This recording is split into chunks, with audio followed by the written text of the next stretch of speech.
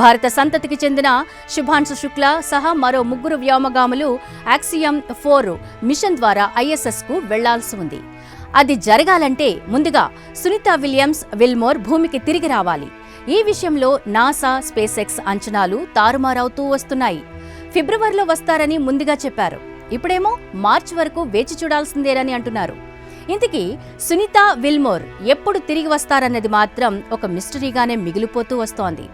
ఒక వ్యోమగామిగా సునీతా విలియమ్స్ ఇప్పటికే అంతరిక్షంలో అనేక రోజులు గడిపిన అనుభవం ఉంది. అయినా అనుకున్న సమయానికి తిరిగి రాలేకపోవడం ఓ మానసిక భారం. భూమిపై ఉన్నవారి కంటే వ్యోమగాములకు రోజులు, రాత్రులు ఒకేలా అనిపిస్తాయి. ఎప్పుడెప్పుడు తిరిగి వెళ్లిపోతామా అనే ఆలోచన ప్రతిరోజు భయంగా మారుతుంది. అటు ఈ ఆలస్యం వల్ల నాసా బడ్జెట్ కూడా పెరిగిపోతోంది. ఆహారం, ఆక్సిజన్ సరఫరా పక్కాగా ప్లాన్ చేసుకున్నప్పటికీ అనుకోని ఆలస్యాలు మరిన్ని సవాళ్లను సృష్టించాయి. ఇది కేవలం ఓ స్పేస్ మిషన్ ఆలస్యమైన కథ కాదు, అదొక అంతరిక్ష అడ్వెంచర్.